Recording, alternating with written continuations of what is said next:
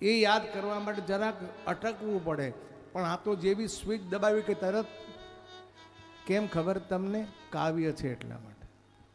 કાવ્યની આ કમાલ છે, આ ઋષિઓની આ કમાલ છે, એટલે તમને યાદ રહે ને આ ઉપદેશ. એટલે હું તમારી પાસે ભજનના રૂપમાં ગાઉં છું. તમે બધા ગાવા લાગશો ને મને પ્લીઝ. હા, જે તમને બધી છૂટ છે, સાચું ખોટું અડધું આખું, હા, સૂરમાં બેસુર બધું, બધા ગાવાનો. ધ્યાનથી સાંભળો ને તમે બરાબર પ્રેમથી અને જોરથી ગાઈ શકશો. હરતા ફરતા નામ રટો શ્રી રામનો, હરતા ફરતા નામ રટો શ્રી રામનો.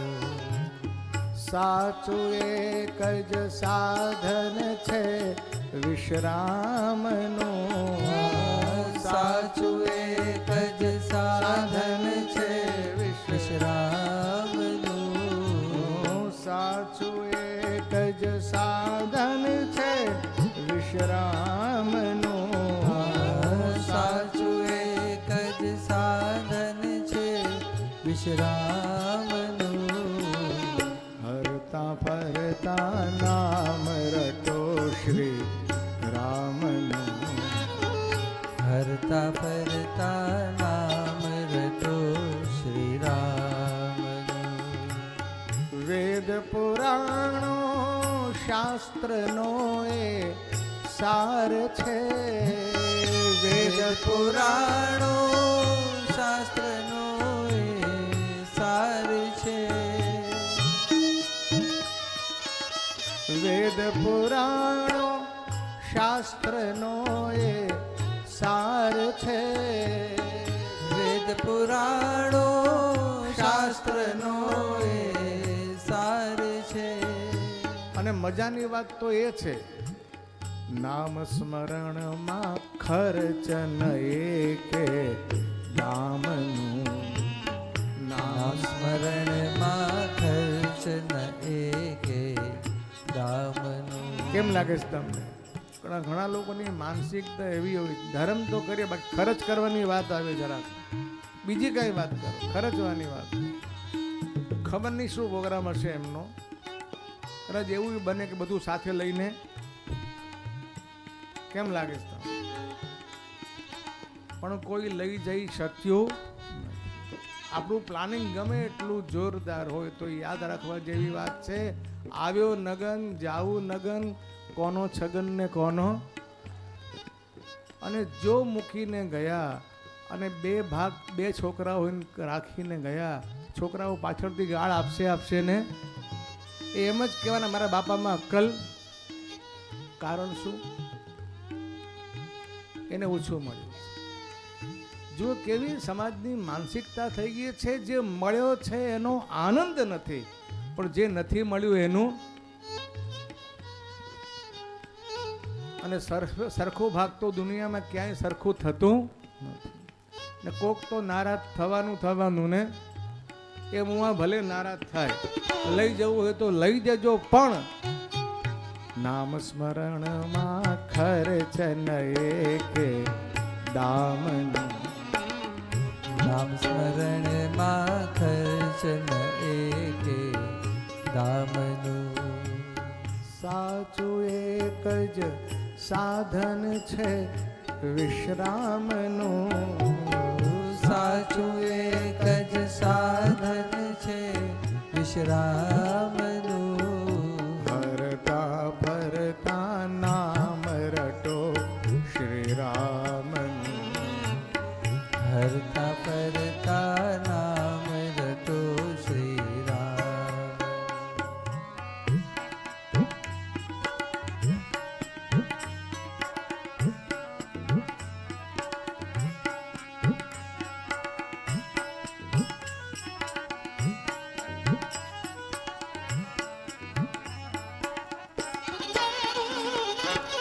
સૌ યજ્ઞોમાં સૌથી મોટો યજ્ઞ એ. સૌ યજ્ઞોમાં સૌથી મોટો યજ્ઞ.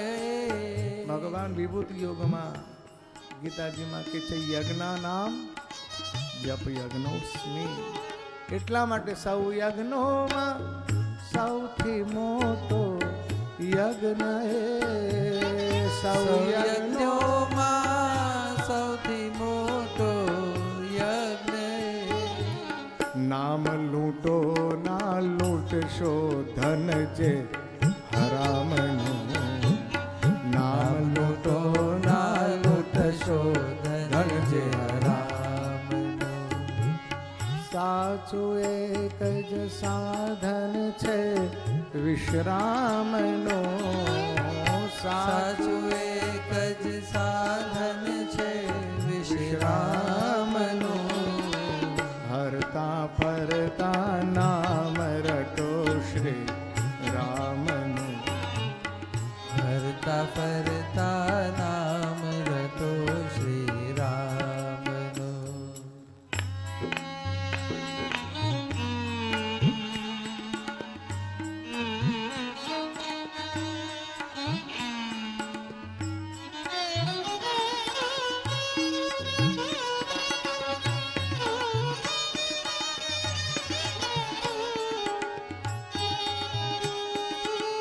હરતું ફરતું તીરથ કળિયુગનું હરતું ફરતું તીરથ કળિયુગનું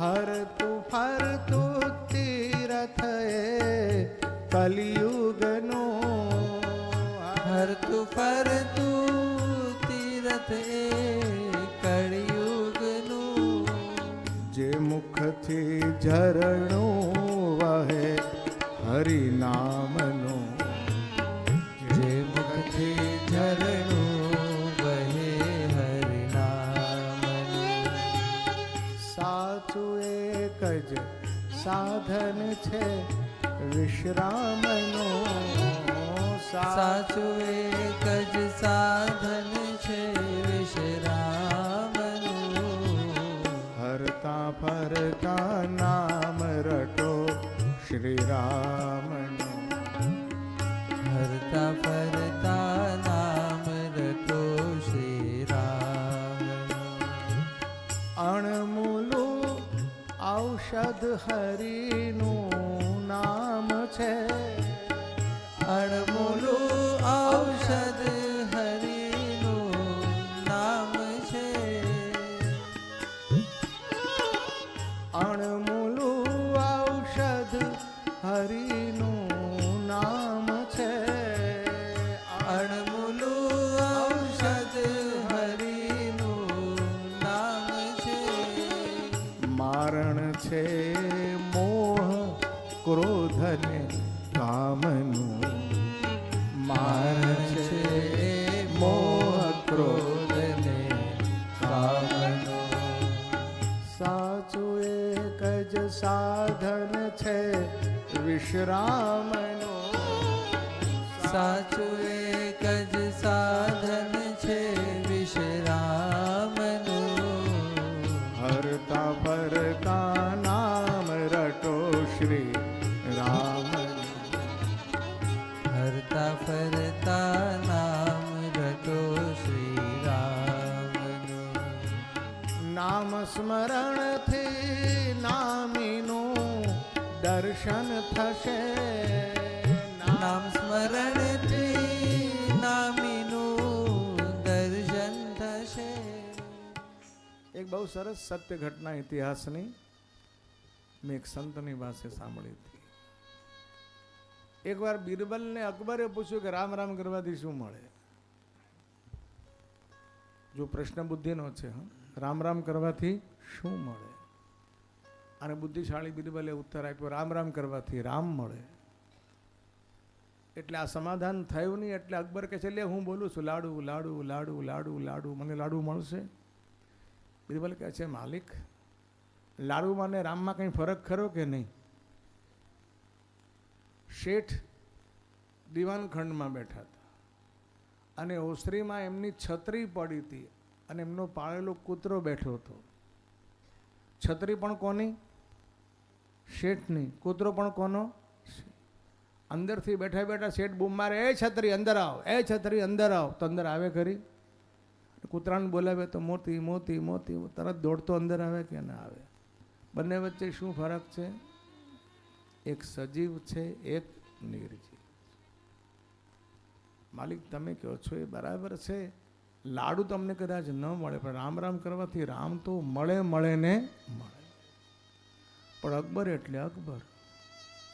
નહીં નહીં નહીં નહીં, તું મને સાબિત કરી બતાવ. બિરબલે પાછો જેવો તેવો તો હતો નહીં. આપ મને 15 દિવસનો સમય આપો. કે આપ્યો. બિરબલને સાબિત કરવાનું હતું રામ રામ કરવાથી કોણ મળે.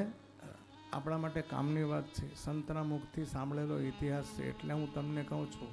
અને હમણાં આપણે પંક્તિ ગાઈ, નામ સ્મરણથી નામીનું દર્શન થશે. જો બિરબલે કેવું સરસ પ્રમાણ આપ્યું છે. એકાદ દિવસ પછી એ દિલ્હીથી દૂર ગામના કોઈ ખેતરમાં આમ તેમ ફરતો હતો. ત્યાં ખેતરમાં કામ કરનાર એક મજૂરને જોયો. એને પૂછે છે, ભાઈ તને આખા દિવસની મજૂરીમાં શું મળે છે? પેલું કહે છે, એક આનો મળે છે. આ એ જમાનાની વાત છે. હ અત્યારે તો આનો કોને કહેવાય આપણે છોકરાઓને જ ખબર નથી કે આનો એટલે શું. એક આનો મળે છે. બિરબલ કે તને હું રોજનો રૂપિયો આપું તો?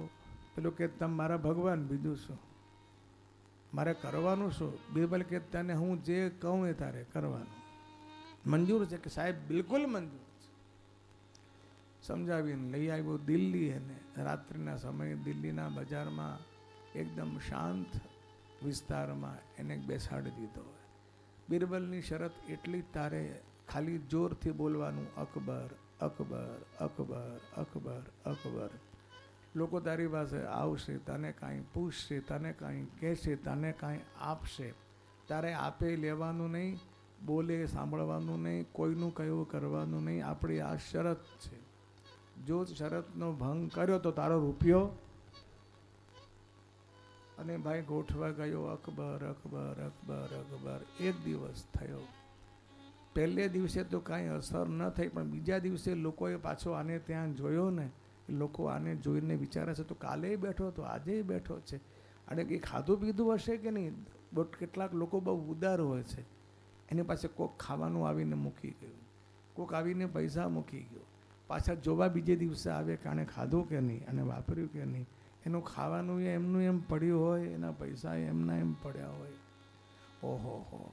એક બીજાને વાત કરી, બીજાએ ત્રીજાને વાત કરી, અને ભાઈ લોકોના માધ્યમથી એટલો પ્રચાર થયો. કોક બેઠો છે અકબર અકબર કરે છે, કે આપે તો લેતો નથી, કાંઈ ખાતો નથી, કાંઈ પીતો નથી, કોઈની સામું જોતો નથી.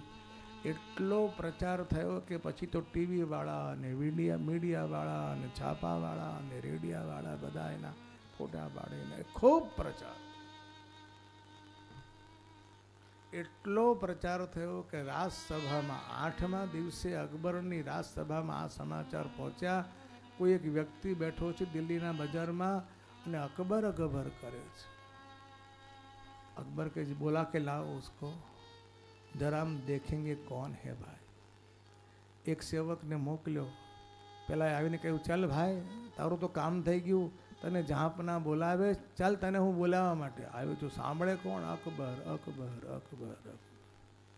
પેલા અડધો પોણો કલાક માથાકૂટ કરી પછી આવીને રિપોર્ટ આપ્યો, મહારાજ આ તો કોઈ પાગલ લાગે છે. મેં કહ્યું તને અકબર બાદશાહ બોલાવે છે, હું તને બોલાવવા માટે આવ્યો છું, એણે મને મોકલાયો છે, મારી વાત સાંભળે તો ને. અકબર કહે છે પાગલ નહીં, બહુ ડાયો લાગે છે. એટલે એણે એના ઉપરીને મોકલાયો. જેટલાને મોકલાવે બધા આવીને રિપોર્ટ એ જ આપે છે કે આ કોઈ પાગલ છે. છેલ્લે અકબરના મનમાં એટલી બધી ચટપટી થઈ કે એને પ્રધાનમંત્રીને મોકલાવ્યા. સમજ્યા તમે? અને પ્રધાનમંત્રી ત્યાં આવવાના હોય એટલે ઓહો, આનો પ્રચાર તો એટલો ઢગલો બધો પડ્યો તો ખાવાનો, પાવડ બૂટ, ખાવાનું પીવાનું, રૂપિયા પૈસા. પ્રધાનમંત્રી પણ આવીને કહે છે કે મહારાજ આ બધાની વાત સાવ સાચી છે. મેં કહ્યું હું આ દેશનો પ્રધાનમંત્રી છું અને મને મોકલાવ્યો છે અકબર બાદશાહ જહાંપનાએ, અને ભાઈ હું આ રથ લઈને આવ્યો, તું મારી સાથે ચાલ. મહારાજ એને મારી વાત સાંભળી જ નથી. એણે મારા સામું જોયું પણ નથી. મને પાગલ જ લાગે છે. અકબર કહે છે ગાંડો હોય કે ડાયો હોય, મારે એને એકવાર જોવો છે, મળવું છે, તો કરવું શું? બહુ વિચારના અંતે બિરબલને કહે છે કે ભાઈ તે કાંઈ સાંભળ્યું કે મહારાજ? તમે જે સાંભળ્યું તે મેં પણ સાંભળ્યું છે, આખી આખી આપણે દિલ્હીવાળા બધાએ સાંભળ્યું છે. ગજબ છે. એને બોલાવું છું, મોકલાવું છું, કેટલા બધાને. માલિક તમારી કે મારે એને જોવો છે, મળવું છે. જઈને મળી, અરે હું જઈને મળવા જાઉં? ભલે હું તો આવો મોટો બાદશાહ તો ન જાઓ કે ના, ન જાવ એ પણ ન બને, મારે એને એકવાર જોવો તો. બિરબલ, મને એમ વિચાર આવે છે કે રાત્રિના સમયે મધ્યરાત્રિ પર જ્યારે બધા ઊંઘતા હોય ત્યારે તું ને હું બંને વેશ બદલીને જઈએ તો? મારા જેવી તમારી ઈચ્છા, તમે કહેશો તો હું સાથે આવીશ. 13મો કે 14મો દિવસ હશે ભાઈ આના કોન્ટ્રાક્ટ, 15 દિવસનો કોન્ટ્રાક્ટ હતો. 15 દિવસની પેલી વાત હતી. અકબર ને બિરબલ બંને વેશ પલટો કરી પેલાની સામે આવીને ઉભા રહ્યા. અકબર અકબર અકબર ચાલતું હતું. બિરબલને જોયું એટલે બિરબલની આંખથી આંખ એક થઈ. બિરબલે હાથ મૂક્યો નાક મોઢા પર, ચૂપ. પેલાની ટેપ વાગતી બંધ થઈ. અકબર કહે છે તું આને ઓળખે છે? મહારાજ, ઓળખું છું નહીં, આ તમારા સવાલનો જવાબ. જો અકબર અકબર કરે તો એ વ્યક્તિની પાસે અકબરને પણ જો આવવું પડે. કેમ લાગે છે તમને?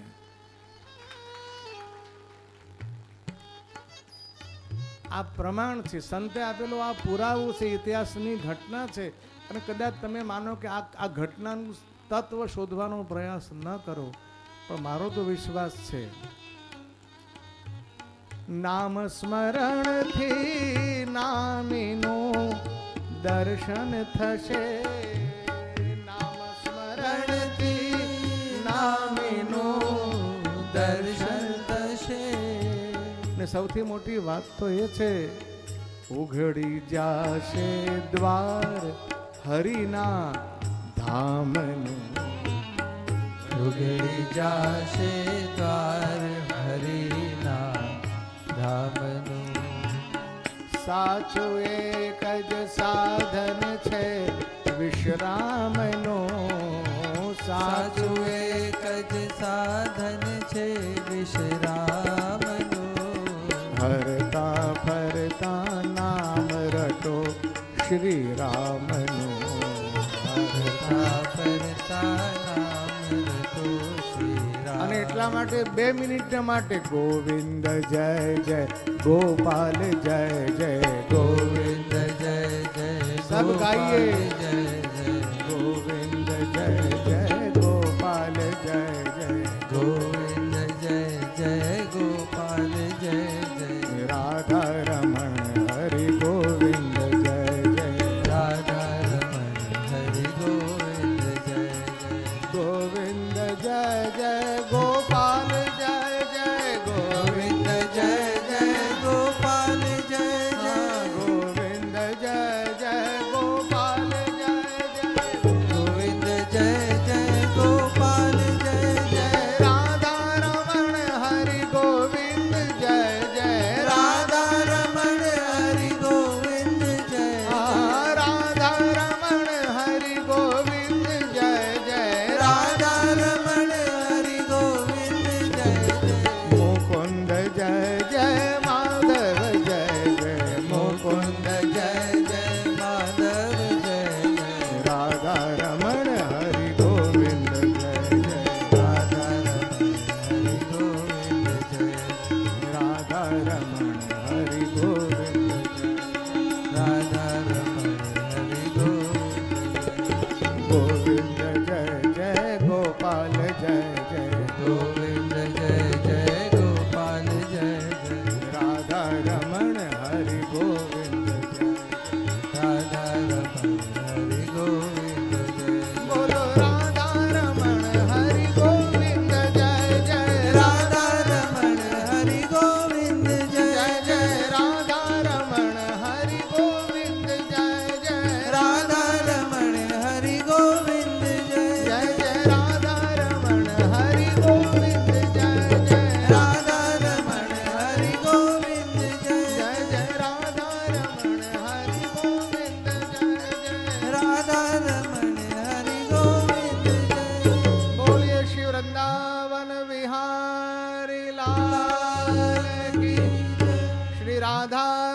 પુરુષોત્તમ ભગવાન કી જય. શ્રી રામચંદ્ર ભગવાન. એટલા માટે બ્રહ્મ રામ તે નામ બળ બરદાયક બરદાન. ભગવાન શિવજીએ 1 કરોડ શ્લોકમાંથી 2 અક્ષર રાખ્યા છે. પછી નામ રામાયણની વંદના છે.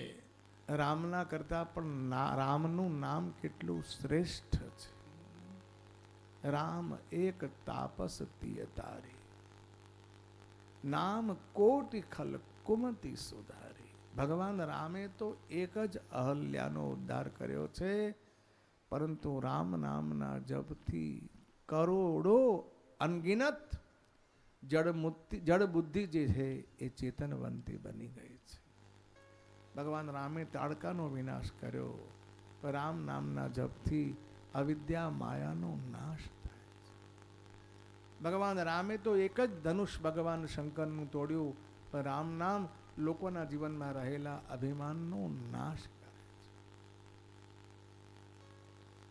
ભગવાન રામે એક જ દંડાકારણ્યને પાવન કર્યું, પણ રામ નામના જપથી જે રામના ભક્તો છે એના મન પાવન થઈ જાય છે.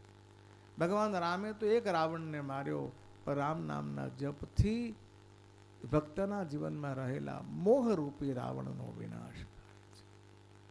ભગવાન રામે સેતુ બાંધ્યો, બહુ મોટો શ્રમ કર્યો, પણ જે રામ નામનો જપ કરે છે વગર સેતુએ, એટલે કે રામ નામના સેતુથી ભવસાગર પાર કરી જાય છે. એ નામ રામાયણની વંદના અદ્ભુત છે.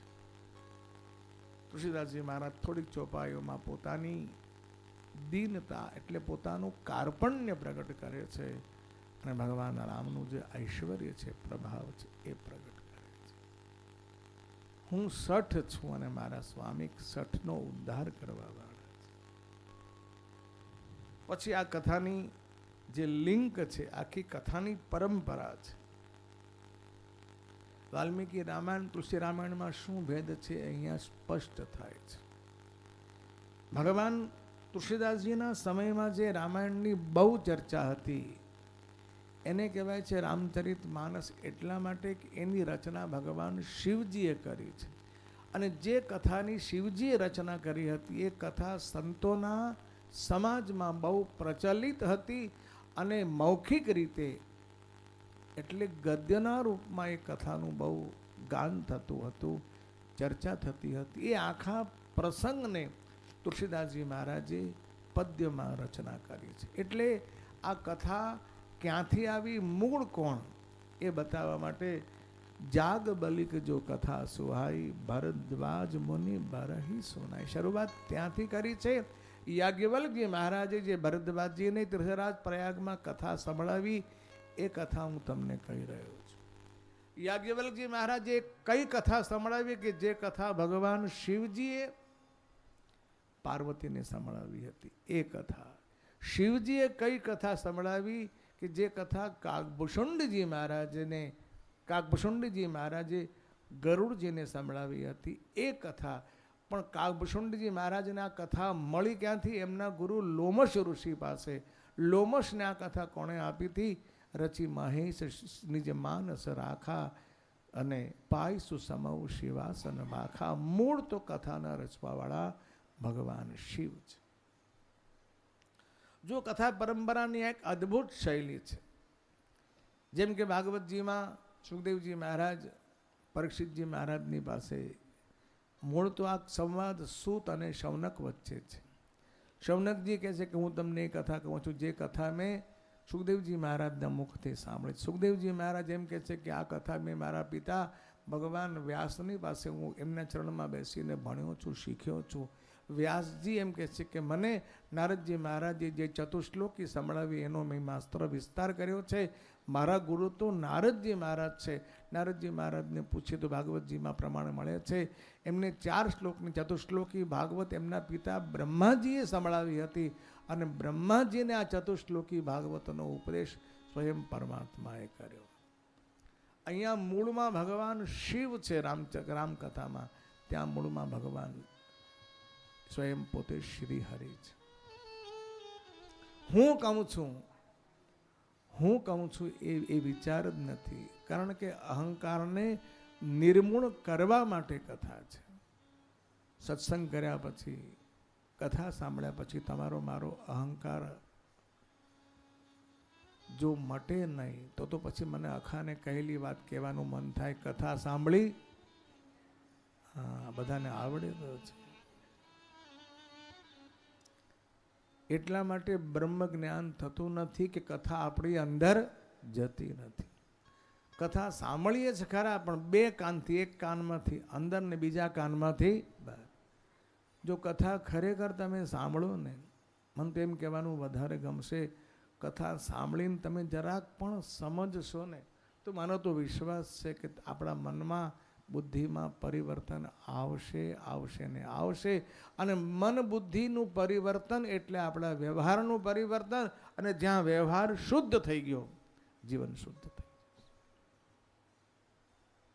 કથા કેમ જીવવું એ શીખવાડે છે. એટલા માટે, અને વધારે પડતો જો આપણને ક્યાંય નડતો હોય તો આપણો અહંકાર, આપણો અભિમાન બહુ મોટી સમસ્યા છે. અને આને કારણે તો આપણે સફળતાથી દૂર રહી જઈએ છીએ. અને મને તેમ કહેવાનું ગમશે કે વ્યક્તિ કદાચ સફળતાના શિખર પણ પહોંચ્યો હોય ને, પણ જો અભિમાન આવ્યો તો એટલી ઊંચાઈથી ગબડશે. અને એ કહેવાની જરૂર છે કે જેટલા વધારે ઉપરથી ગબડીએ એટલા વધારે હાડકા, બરાબર છે કે નહીં, એટલા વધારે ફ્રેક્ચર થાય. અહંકાર તો બહુ. અને એટલા માટે એક સરસ કથા પ્રસંગ રામચરિતમાં માનસમાં અહંકાર આવે છે. નારદજી મહારાજની કથા કદાચ આપણે સાંભળીશું. આજે પણ નહીં, કાલે પણ નહીં, પરમ દિવસે ચર્ચા આવશે ત્યારે ચર્ચા કરીશું. હું નથી કહેતો, તુલસીદાસજી મહારાજ સ્વયં કહે છે કે મેં પણ આ કથા, મેં પુનની જગોરસન સુની કથા સુકર ખેત. મેં મારા ગુરુ મહારાજ પાસે આ કથા સાંભળી છે. અમારી સમસ્યા એ હતી, સમજી નહીં તસી બાલપન તબથી રહે. મારી બાલ્યાવસ્થાને કારણે મને કથા સમજાણી નહીં. મને બે અર્થ ગમે છે. એક તો ખરેખર બાલ્યાવસ્થા શરીરની પણ હોઈ શકે ને બાલ્યાવસ્થા બુદ્ધિની પણ હોઈ શકે. જે લોકો કથા બહુ સાંભળે છે ને એ કથાને પકડી શકે, સમજી શકે, કથાના રસને માણી શકે. ને જે લોકો કથા પહેલી વાર સાંભળતા હોય અથવા બીજી ત્રીજી વાર, તો એને કથામાં જલ્દી આનંદ ન આવે, કથામાં જલ્દી મન ન લાગે. એટલે આ કથામાં મનોરંજન લાવવું પડે. ને હવે બન્યું છે શું, કથા હટી ગઈ છે ને મનોરંજન જ કથામાં રહી ગયું છે. કથા મનોરંજનને માટે નથી. કથા મનોરંજન કરે વસ્તુ અલગ છે. અને જે કથાના ખરેખર રસને સમજે છે, એના રસને માણે છે, એને માટે કથા મનોરંજન જ છે. કથાનો બહુ મહિમા છે. તુલસીદાસજી મહારાજ કહે છે કે મારી બાલ્યાવસ્થા બુદ્ધિની સમજો કે શરીરની, મને કેમ સમજાણી નહીં કે શ્રોતા વક્તા જ્ઞાન નિધિ અને કથા રામ કઈ ગૂઢ કેમી સમજો મેં મું જીવ જડ કલિમલ ગ્રસિત વિમુખ. આ એમનું દૈન્ય છે કે મારી બુદ્ધિ કલિયુગના મનથી ગ્રસિત. એ સત્ય નથી. એમનું દૈન્ય છે, એમની મહાનતા છે. પણ તોય થયું શું કે મારા ગુરુની ઉદારતા તો જુઓ, ગુરુની કૃપા તો જુઓ કે હું સમજતો ન હતો તો પણ તદપી કહી ગુરુ બાર હે બાર. મારા ગુરુ મહારાજે આ કથા મને એકવાર નહીં વારંવાર સંભળાવી. શબ્દના ઉપર ધ્યાન રહીએ તો 12 બાર, 12 એટલે 12, 12 વત્તા 12 એટલે 12 વત્તા 12 પણ થાય અને 12 ગુણ્યા 12 પણ થાય.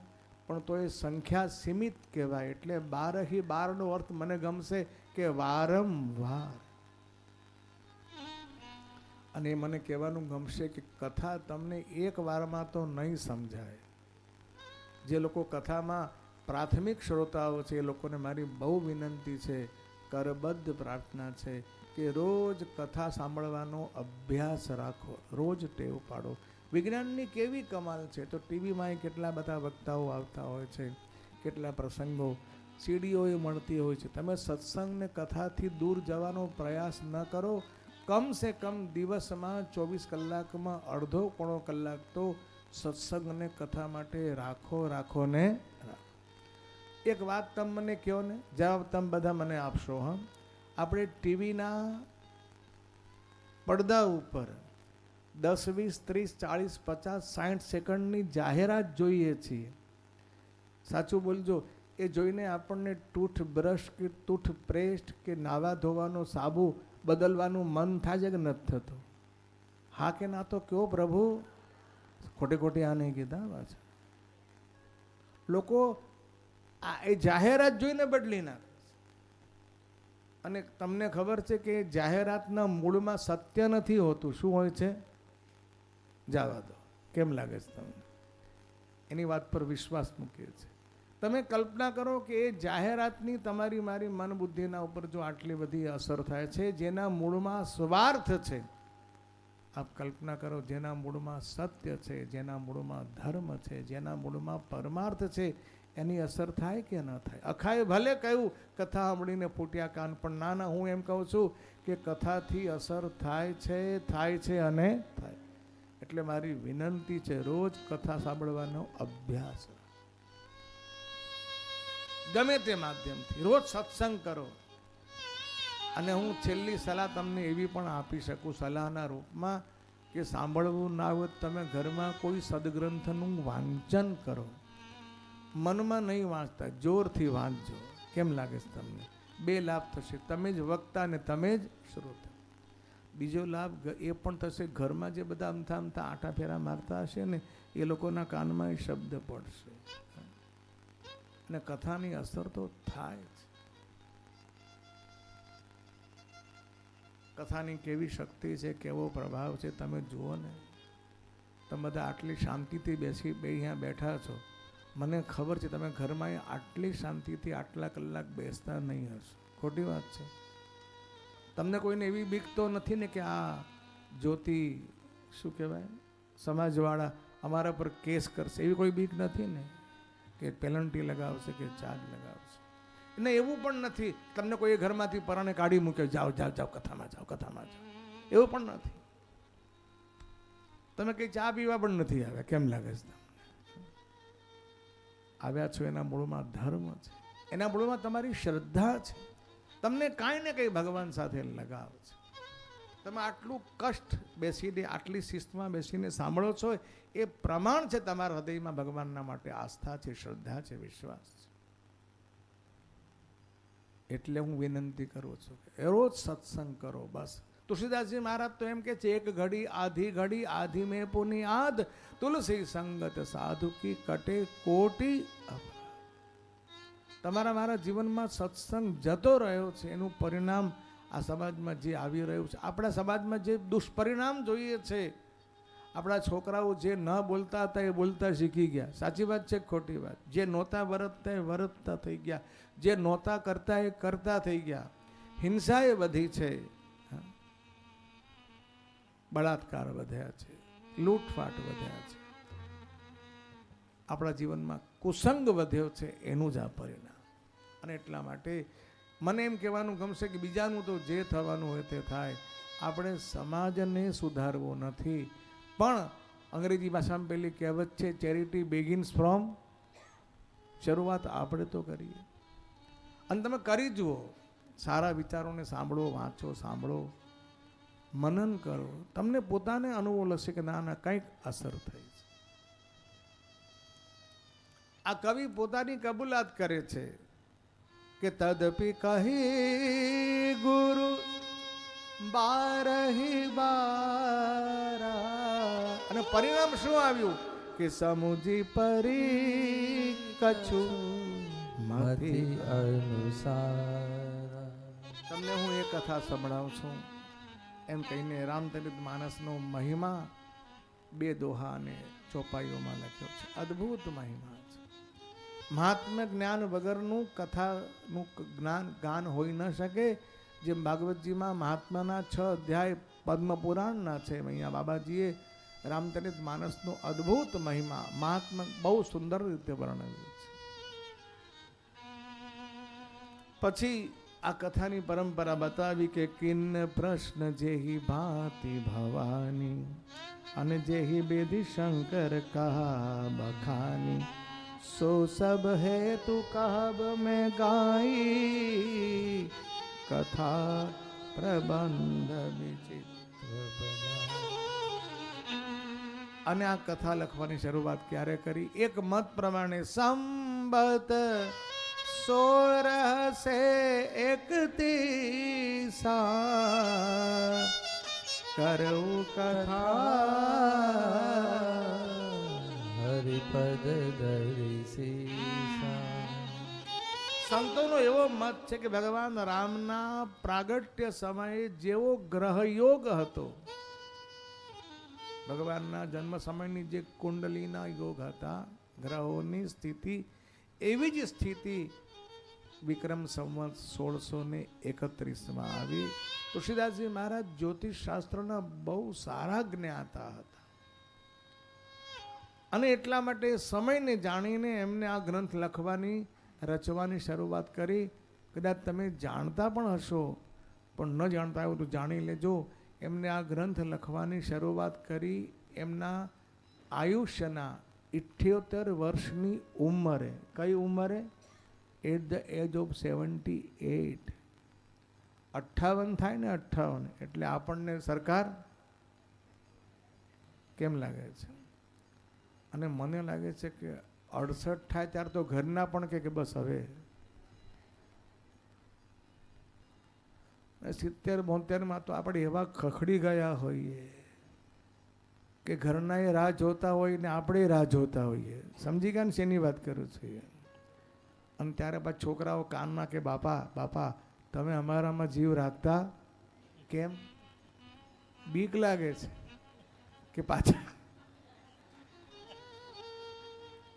અરે ઘણી વાર એવું થાય છે, ડોસા જ ઘરમાં ઉંદર થઈને ફરતા હોય અને વહુ એને પકડવા માટે પાંજરા ગોઠવતી હોય ને પાછા પાંજરામાં પૂરીને મૂકી આવે તો એ પાછા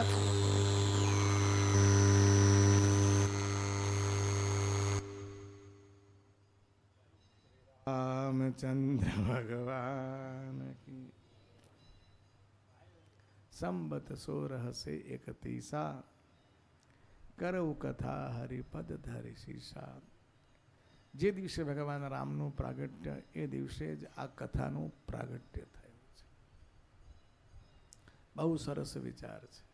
તુલસીદાસજી મહારાજે પોતાની કથાને ઉપમા આપી છે રામચરિત માનસની. માન સરોવર જેને આપણે કહીએ ને, બધાને ખબર તો છે કેટલી અઘરી યાત્રા છે માન સરોવરની. હા, અને જેટલી કઠિન યાત્રા માન સરોવરની છે, એટલી જ કઠિન યાત્રા રામચરિત માનસની પણ છે. બહુ ભગવાનની કૃપા હોય તો જ તમે ને હું આ કથાનો લાભ લઈ શકીએ, સાંભળી શકીએ, રામાયણનો પાઠ કરી શકીએ. જેમ સરોવરને 4 ઘાટ હોય છે, ચર્ચા આપણે કરી, એમ 4 ઘાટ છે.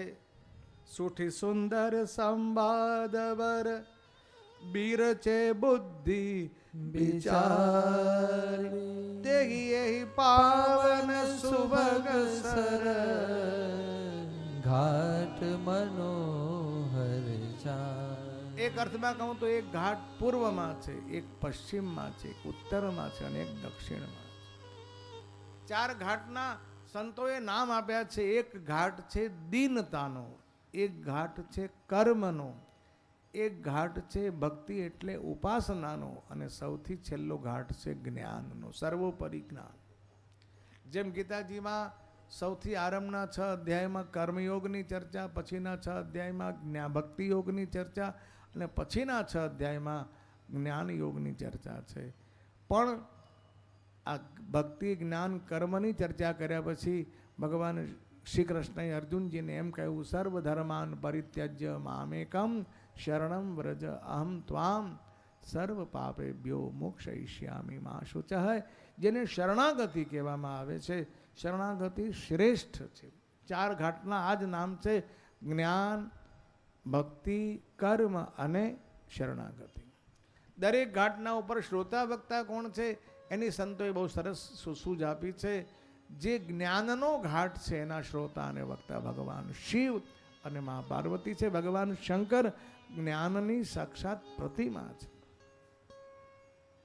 પાર્વતી ભક્તિ રૂપા છે, શ્રદ્ધા રૂપા છે. જ્ઞાન ઘાટના શ્રોતા વક્તા શિવ અને ભવાની પાર્વતી છે. ભક્તિ યોગના ભક્તિના ઘાટના શ્રોતા વક્તા ભગવાન ભુષુંડીજી મહારાજ અને ગરુડજી મહારાજ છે. કર્મયોગના કર્મઘાટના શ્રોતા વક્તા યાજ્ઞવલ્કજી મહારાજ અને ભરદ્વાજજી, અને દીનતાનો જે ઘાટ છે, શરણાગતિનો જે ઘાટ છે એના શ્રોતા વક્તા તુલસીદાસજી મહારાજ અને સંત મંડળી સમજો. અથવા તુલસીદાસજી મહારાજે બહુ સરસ સમાધાન આપ્યું છે કે મારે આ કથા કોઈને કહેવાની નથી, હું આ કથા મારા મનને કહું છું. મોરે મન પ્રબોધ જેહી હોય, તો ત્યાં શ્રોતા વક્તા સ્વયં શ્રોતા અને મન એમનું વક્તા છે. અને આ રામકથા જેને સમજવી હોય એના માટે બહુ સરસ એમને યુક્તિપૂર્વક સૂત્ર આપ્યું કે જે શ્રદ્ધા સંબલ રહિત નહીં સંતન કર સાથ, તિન કહો માનસ અદમતી જિનહિન પ્રિય રઘુનાથ. શાસ્ત્રની ભાષામાં અન્વય અને વ્યતિરેક 2 ભાષાથી આ વસ્તુ સિદ્ધ થાય.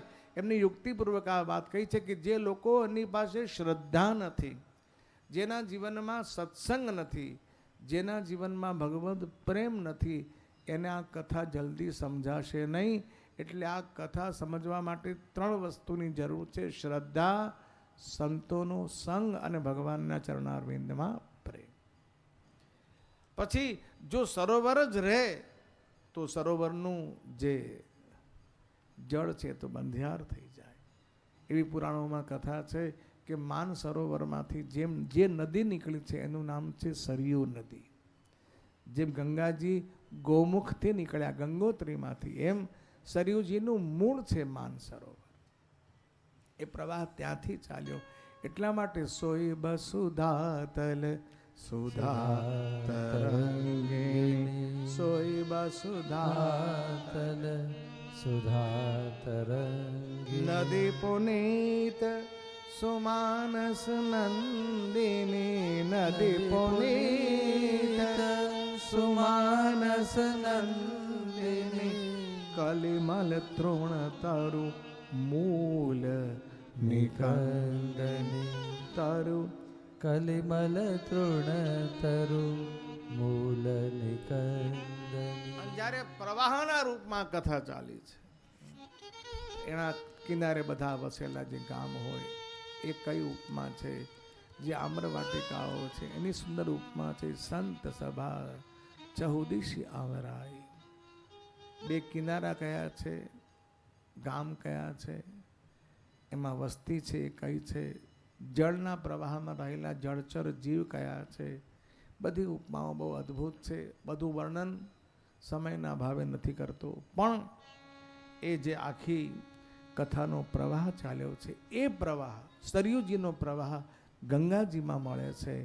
અને ગંગાજીને રામચરિત માનસની ભાષામાં કહું તો રામ ભગતિ, એટલે ભગવાન રામની ભક્તિ સુર સરી સુર ધારા. ભગવાન રામની ભક્તિ એ જ ગંગા છે. અને એ ગંગા જ્યારે સમુદ્રરૂપી રામમાં મળે છે ત્યારે જીવનો ઉદ્ધાર થાય છે. આમ કહીને આખા પ્રસંગને ઉપમા આપીને પણ એમણે એનું વર્ણન કરી. હવે જે કથાનું મૂળ સ્ત્રોત છે, કથાનો જે પ્રસંગ છે, ઇતિહાસની સત્ય ઘટના છે, એ તરફ આપણને લઈ જતા આપણને સૌની તુલસીદાસજી મહારાજ પ્રયાગરાજની યાત્રા કરાવે છે. આવો માનસિક યાત્રા કરતાં આપણે પ્રયાગરાજની યાત્રા કરીએ કે જ્યાં 2 મહાત્માઓનો સુભગ સંવાદ છે. ભરદ્વાજ મુનિ બસહી પ્રયાગા, ભરદ્વાજ મુનિ બસહી પ્રયાગા,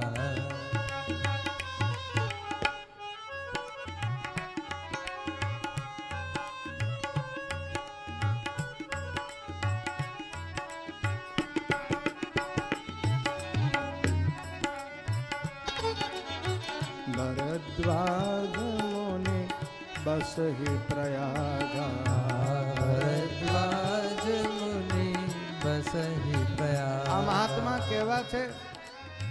તિન્હી રામ પદ અતિ અનુરાગા.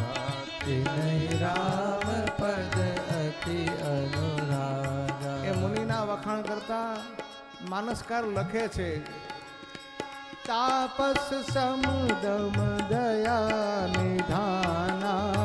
તાપસ સમદમ દયા નિધાના. તાપસ સમદમ દયા નિધાના.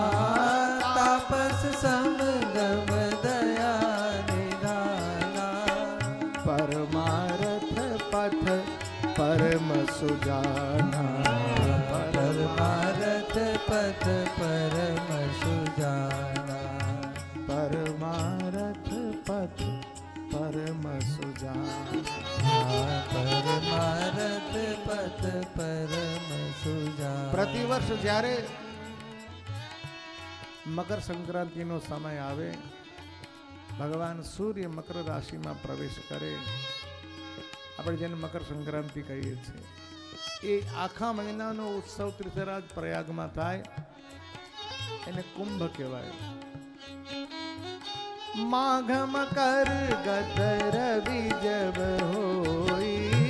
માઘ મકર ગત રવિ જબ હોઈ. तीरथ पति आव सब कोई. तीरथ पति आव सब कोई. તીર્થરાજ પ્રયાગમાં દેવતાઓ આવે, મનુષ્યો આવે, નાગ નર કિન્નર આવે, ઋષિ મુનિઓ બધા એક મહિનો બધા ત્યાં રહે અને કલ્પવાસ થાય, સત્સંગ થાય, બ્રહ્મ નિરૂપણ, ધર્મ વિધિ, બર નહીં તત્વ વિભાગ, કહી ભગત ભગવંત કે સંજુત જ્ઞાન. પ્રયાગરાજના અધિષ્ઠાતા ઋષિ ભગવાન ભરદ્વાજ અને આખો ક્ષેત્ર એમનો આશ્રમ. જે બધા આવે બધા એમના મહેમાન. જેમ રાજાનું સામ્રાજ્ય હોય ને, રાજ્ય હોય ને, એમ ભરદ્વાજ મુનિનું આ સામ્રાજ્ય. અને બધાને એમના આશ્રમમાં આશ્રય મળે, ભોજન નિવાસ મળે, બધાની સરભરા થાય, એક મહિનો મોટો ઉત્સવ થાય. અને જેવો ઉત્સવ પૂરો થાય એટલે ધીરે ધીરે ધીરે ધીરે બધા સૌના સ્થાનમાં જ રવાના થાય જવા. ભરદ્વાજજી મહારાજ બધાનું સન્માન કરે અને બધાને વિદાય આપે. તુલસીદાસજી મહારાજ કહે છે, એક વારની ઘટના એવી છે કે બધાને વિદાય આપી આ વખતે ભરદ્વાજજી મહારાજે યાજ્ઞવલ્કી જવા માટે તૈયાર થયા તો એમને કહ્યું, બાબા આપ થોડા રોકાઈ જાઓ. અને એમણે એમને રોકીને એમની સાથે સત્સંગ શરૂ કરવા માટે, પોતાના મનમાં જે સંશય હતો એનું સમાધાન મેળવવા માટે બહુ સરસ પ્રશ્ન પૂછ્યો છે. બહુ ધ્યાન આપવા જેવી વાત છે. જ્યારે તમે ને હું કોઈ મહાત્માની પાસે જઈએ, ગુરુની પાસે જઈએ, આપણી સમસ્યા લઈને જઈએ, આપણો પ્રશ્ન અને વ્યવહારિક પ્રશ્નની વાત નથી, હા આધ્યાત્મિક ધર્મના પ્રશ્નની. કોઈ જિજ્ઞાસા લઈને જઈએ તો ગુરુ મહારાજ પાસે સમાધાન કેવી રીતે મળે, એની શું વિધિ છે, એનો સંકેત ગીતાકારે બહુ સરસ ગીતાજીમાં સૂત્રાત્મક રૂપે આપ્યો છે. તદવિધિ પ્રણિપાતેન પરિપ્રશ્નેન સેવયા. પહેલા તો વ્યક્તિ જેના મનમાં જિજ્ઞાસા છે એને ગુરુ પાસે કંઈક મેળવવું છે, એને પહેલા પ્રણિપાત થવું પડશે, એને સમર્પિત થવું પડશે, બે હાથ જોડીને વંદન કરવું પડશે અને પછી પોતાનો પ્રશ્ન મૂકે. અને પછી જ્યારે ગુરુ મહારાજની કાંઈ પણ સેવા કરે ત્યારે એને ગુરુ મહારાજ દ્વારા જે જ્ઞાન પ્રાપ્ત થયું છે ફલિત થાય છે. જેટલું સમર્પણનું મહત્વ છે એટલું જ સેવાનું પણ મહત્વ છે. અને માનો બિલકુલ એ શાસ્ત્રીય વિધિથી યાજ્ઞવલ્કી મહારાજનું પુનઃ એકવાર ભરદ્વાજજી મહારાજે સન્માન કરીને જાગબલિક મુનિ પરમ વિવેકી, જાગબલિક મુનિ પરમ વિવેકી, રાખે પદ ટેકી ભરદ્વાજ રાખે પદ ટેકી. અને જુઓ સાદર ચરણ સરોજ પખારે સાદર ચરણ સરોજ પખારે. અતિ પુનીત આસન બેઠા રે. અતિ પુનીત આસન બેઠા. માન સન્માન આપ્યું, ચરણ ધોયા, પૂજા કરી અને પછી એમણે પોતાનો પ્રશ્ન મૂક્યો જે વિધિ શાસ્ત્રની છે. સાંભળી લો શું પ્રશ્ન પૂછો, કેવા વિવેકથી પ્રશ્ન પૂછો. બહુ સરસ પ્રસંગ છે. ઘડિયાળનું ધ્યાન રાખું છું. હા, હું આપ ચિંતા નહીં કરતા. 7:30 પહેલા કથા પૂરી કરી નાખી, પછી નહીં. તમે ધ્યાન કથામાં રાખો બસ. નાથ એક સંસૌ બળ મોરે, નાથ એક સંશય બળ મોરે. કરગત વેદ તત્વ સબુ તોરે. કરગત વેદ તત્વ સબ તોરે. કહત સુમોહી લાગત ભય લાજા. કહત સુમોહી લાગત ભય લાજા. જો ન કહું બળ હોય અકાજા. જો ન કહું બળ હોય અકાજા. મારા મનમાં એક સંશય છે, જો ન પૂછું તો મારું નુકસાન થાય, અને જો પૂછું તો મને ડર પણ લાગે છે અને સંકોચ પણ થાય. એટલા માટે અને મેં સંતોનો મત સાંભળ્યો છે. સંત કહી અસી નીતિ પ્રભુ શ્રુતિ પુરાણ મુનિ ગાવ. હોય ન બિમલ વિવેક ઉર ગુરસન કી દુરા. છુપાવાથી પણ નુકસાન છે અને કહેવામાં ભય અને લાજ લાગે છે. અને આપ જેવા સમર્થ વ્યક્તિ મળ્યા એટલે મારો વિશ્વાસ આપની વાણીમાં, આપના વિચારમાં સંપૂર્ણ છે. એટલા માટે આપને અસ વિચારી નિજ પ્રગટ મોહ. અસ વિચારી પ્રગટ નિજ મોહ. હરહુ નાથ કરી જન પર છો. હરહનાથ કરજન પર છો. જો પ્રશ્ન સાંભળવા જેવો છે. વિદ્યાર્થી અવસ્થામાં આપણને બધાને યાદ છે, જ્યારે પરીક્ષા આપવા બેસી ત્યારે આપણને શિક્ષક કહેતા હતા તમે પ્રશ્નને બરાબર ધ્યાનથી વાંચજો. બરાબર છે કે નહીં? એકવાર નહીં અનેક વાર વાંચજો. જો તમને પ્રશ્ન બરાબર સમજાશે તો તમે જવાબ બરાબર લખી શકશો. રામકથાના મૂળમાં જે પ્રશ્ન છે, અદ્ભુત પ્રશ્ન છે. શું પ્રશ્ન છે? ભગવાન શંકર જે રામ નામનો જપ કરે છે, વેદ અને પુરાણમાં રામ નામનો મહિમા ગાવામાં આવ્યો છે. અને ભગવાન શિવજી રામ નામના જપના બળથી કાશીમાં મરવા વાળા બધા જીવોનો રામ નામથી ઉદ્ધાર કરે. તો ભગવાન જે શિવજી જે રામ નામનો જપ કરે છે એ રામ, વેદ પુરાણની ઉપનિષદમાં જે રામ નામનો મહિમા ગાવામાં આવ્યો છે એ રામ, એ બંને એક છે કે અલગ છે? અને એટલા માટે મારે જાણવું છે એ રામ કવન પૂછો મોની તોહી. રામ કવન પ્રભુ પૂછો તો. આ મુખ્ય પ્રશ્ન છે. રામ કોણ છે? રામ કવન પ્રભુ પૂછો તો. રામ કવન પ્રભુ પૂછો તો. એક ખુલાસો કરી દઉં. એક રામને તો હું ઓળખું છું. કયા રામને? એક રામ અવધેશ કુમારા પિન કર ચરિત વિદિત સંસાર. નારી બિરહ દુઃખ લય અપા ભય રોષ રન રાવણ. એક રામની કથા મને ખબર છે. દશરથજીના દીકરા જેને વનવાસ થયો હતો, જેની પત્નીનું હરણ થયું, સીતાના વિરહમાં રડ્યા હતા, એને રોષ થયો, રાવણને માર્યો.